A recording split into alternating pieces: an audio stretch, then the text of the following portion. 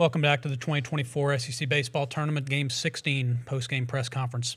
Joined by Tennessee, which advanced to its 8th SEC Tournament championship game. Volunteers were represented by head coach Tony Vitello, along with all SEC second baseman Christian Moore, winning pitcher Zander Sechrist. In a moment, Coach will give an opening statement, then we'll take questions first for the players. Wireless microphones are going around. Please identify yourself and raise your hand when you're ready to ask a question. Coach? Yeah, obviously, if you're fortunate enough to get to this portion of the tournament, pitching is at a premium, as is energy level and stuff like that. You just got to grit it out. And our team followed Zander's lead today, so we were blessed to have him out there. And you pretty much, kind of in the beam category, can know what to expect. But I think he was even better tonight and kind of built off of last time out. So it was good the team followed him. And then Chris Burke and I were talking, and some other guys too chimed in. If you don't think you got it perfectly lined up, that means someone has got to, I hesitate to say elevate, but be the best version of themselves, or at least be true to themselves. And Peebles certainly was that, as was Bargo, but Marcus Phillips is the one I'm getting at. He's working on he's from the Dakotas and he hasn't played a whole lot. He's working on presence and confidence and self-belief, and probably or definitely did overdo it in that one situation where he got out of the bases loaded jam.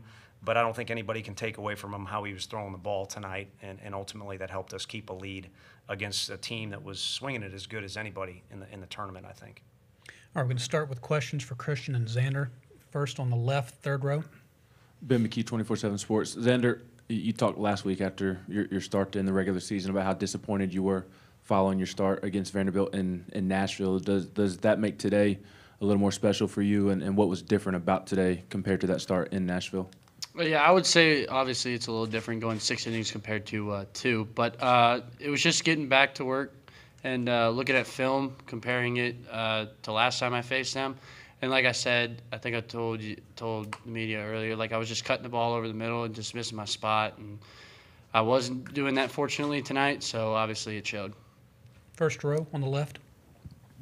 For Zander and Christian, what was it like seeing what Marcus did today? With the presence, but also with the stuff that he was able to show.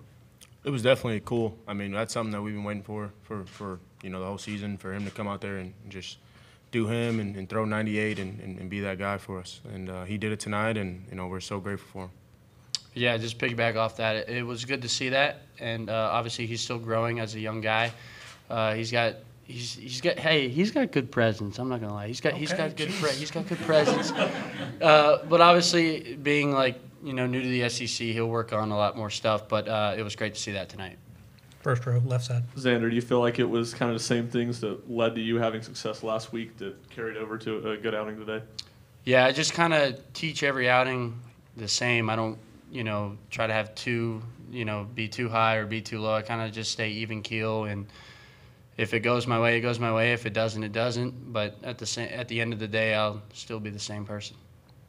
Third row in the center. Zander, Tony said yesterday you might have been mad in the pen because you got quite hot but never got to the field. How much did that fuel you today? Well, to be honest, I was never mad. But I kind of knew the plan going into the game, and I kind of knew the plan after the game.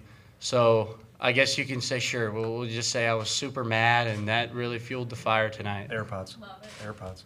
And the AirPods, too. I found them. Fourth row, right side. Zander, how nice is it to have that outfield behind you tracking fly balls, especially in this bigger ballpark?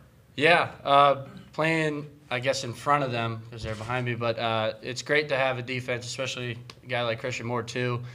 He made a few plays tonight. And just all around, the defense played very, very good. And I can't be more happy than, getting quick outs.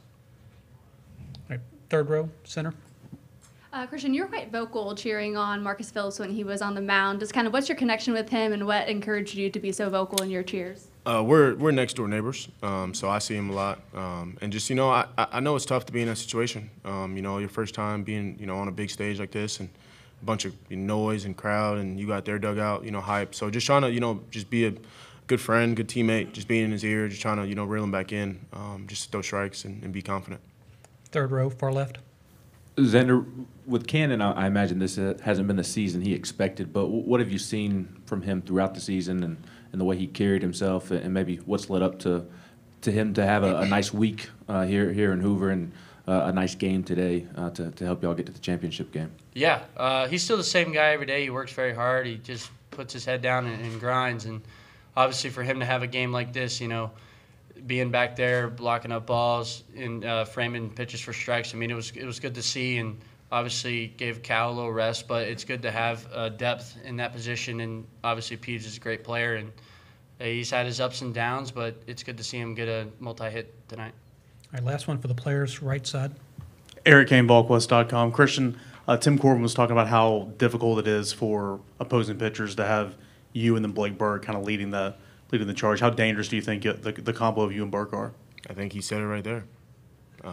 With me and Burke, I think we go back to freshman year, hitting back-to-back. We did it last year a little bit. But, I think it's something they got to prep for, and I'm glad that Burke's on our team.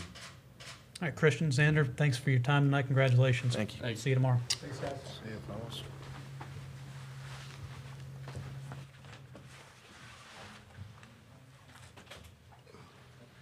All right, if there are questions for Coach, it's right here in the center, front row. What was different for Phillips tonight compared to Wednesday? I think just the conviction. You can kind of see it when he's steering it in there.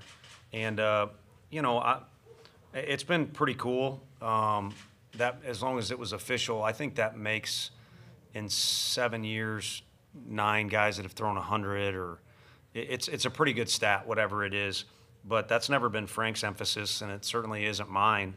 But with him in particular, the harder he throws, the better he throws, because he's so big and strong and the stuff is so good. But you can kind of see when he's guiding it in there as opposed to letting it rip. And, it can come for different pitchers too. Obviously, Zander's stuff is different, but the way I heard him describing was the last time he faced his team, he was kind of guiding some pitches in. They end up bleeding over the middle of the plate. And tonight, they got into some balls. We played good defense behind him, but you could see it from the get-go that it was coming out of his hand with conviction, which at the end of the day is that's what being a competitor is put your best stuff or your best approach out on the field and just see where it gets you. Front row on the right. Coach Steve Robertson, Gene's Page 247 Sports. I believe you played 12 of 14 SEC schools this year. So in my mind, that qualifies you as an expert on this conference. And so when, in your expert opinion, does the SEC deserve 11 teams in a tournament, which would be a record, and 6 host sites, considering that this is the top college RPI conference in the country? I think the host sites is a definite yes, because if you look at the way those rosters are stacked up and the fan bases they're going to have, it's better for college baseball, and they've earned it by surviving this league. And then I think it is a unique year. It's going to be an interesting deal when we add Texas and Oklahoma next year. But for this year in particular, there are 11 teams that have shown, and part of it was some guys, I think you all voiced your opinion that they needed to show well here, and I think it went that way. So I think you kind of have the maximum amount of teams that we would have. And I'm stealing a quote from a video coordinator of ours, so if anyone doesn't like it, it's not my fault, but just compare. I mean, if I'm not in that room, but if you're sitting there, compare those teams you're talking about to the other options and the schedule they've played and the talent they have on the roster, and I'm willing to bet all those 11 teams are better than the other options. Front row on the far left. Yeah. With Marcus, why did you choose to stay with him with the bases loaded there in the 8th, and then again when 2 guys got on in the 9th? Tough one to answer other than just gut feel. I mean, there was, we had Lloyd down there hot, and it was a couple times, and he was even told, you're going to get this guy, and then we just stuck with him, and part of it is just communication with Frank, and a lot of times you just got to go with your gut, but I like it better in the corner when Coach Elander speaks up from a catcher's point of view and what he's seeing. It's a little easier when you're in that spot because you're not as so emotional and you're not stressing, well, what if I make the wrong decision and what if not? And then Frank's feedback is outstanding because he's the one calling pitches. So we've probably done that more this year than ever by nature of our staff, where we've just kind of communicated and made a group decision. And he certainly made it difficult to take him out after that first inning, but there were some dicey moments in there. Where obviously we're glad we stuck with him. He grew up a lot today. It was good. Third row on the left. Tony, I know you're focused on making sure your team is prepared for next week and beyond, but third tournament title game in 4 years, is there any bit of you that's able to take a moment and reflect and appreciate that? Not really. There's been so much emotion poured out there the last 2 nights, and we've kind of finished later at night. And then you're preparing for the next day because it comes pretty quick. You know, this was a little quicker turnaround. It'll be even quicker tomorrow.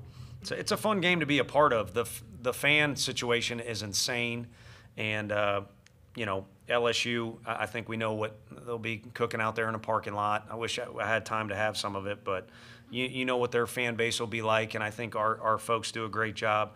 The national anthem is always, it gives me chills at this thing. So I think it'll be a good final, and everyone will kind of have to piece together the pitching, but it's hard to worry about anything other than tomorrow, and we'll get our guys ready. I mean, you bring up, I go on a dang tangent here with you, but when you get into the postseason, there's good teams, and one team wins and the other team doesn't. So I think the fatigue thing can be beaten to death a little bit. I at least know from my experience with a couple of the teams that I've been a part of, only once can I remember where I think it was really an issue, and that was an Arkansas team that really didn't get home till Tuesday, and then we played a game till 3:30 a.m. because of the rain. I mean, the regional was just a hot mess. And we also had Oral Roberts as a 4 seed, which if you guys are interested, I know at least one guy will be interested in here. Do a little research on when Oral Roberts is your 4 seed, how it goes.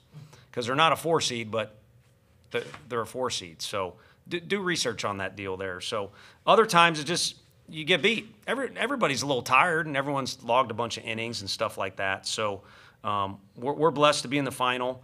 I'm sure there's some teams at home getting a little extra rest, but when next week starts, by then everybody should be pretty juiced up and pretty fresh, and it'll be a matter of, you know, how do you do on that given day.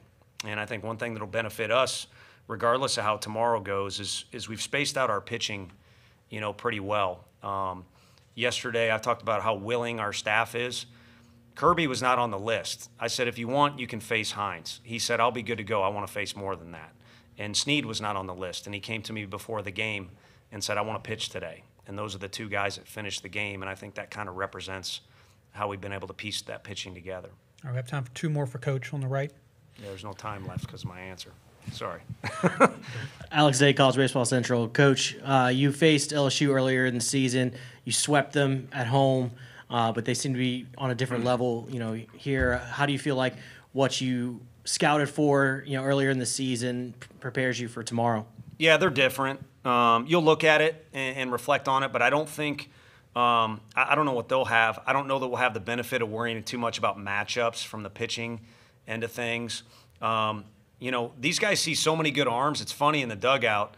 It's like, don't you remember facing this guy? And more times than not, they don't. Blake Burke said it the other day, I wish I had a good memory. But their job isn't to study these guys, it's just to go play. And that's kind of what this time of year is anyway. I mean, the scouting report stuff helps, and there might be split decisions that need to be made, but, you know, the athletes will determine it out on the field. And the one thing about, you know, playing them tomorrow is, you know, they have some people travel with them, but it'll be 50-50 or 40-40 with 20% of other people in here. They'll have their fans with them, which I think helps them in this tournament and other tournaments, but also they're a different team. They're playing better right now and have found themselves a little bit, which is good. Front row, left side. You anticipate Russell throwing tomorrow, and who are some other guys that could potentially pitch? Yeah, we talked about let's not push it today. He kind of flirted back and forth with it. And then at the worst, you know, we talked about either Monday or Tuesday facing hitters. We're past the point of throwing a bullpen to prepare. So he's ready for next Friday. So that's the goal. We'll focus on whatever he's got to do to be ready for next Friday. And maybe it'll be a conversation, you know, with him in the morning or even after he plays catch. So were you just talking about the other pitchers? Yeah, what other guys think are available? We'll use a couple guys, and then we'll probably go to you, to be honest with you. Or, you know, who knows? Christian Moore thinks he's available. He's not. But there's a couple position guys to be called on. And, hey, we'll approach it as intelligently as we see fit. It would be disrespectful to not put your best foot forward. But at the same time, I don't think we're looking to gas anybody out tomorrow that's already put in good work for us in this tournament and got us to this point. So some guys will have to look at Mr. Andrew Banky and Marcus Phillips and say, I can do that as well. All right, Coach, appreciate your time. Yeah. See you tomorrow. Thank you, guys. Probably not. 45 out there. 'Cause it's a little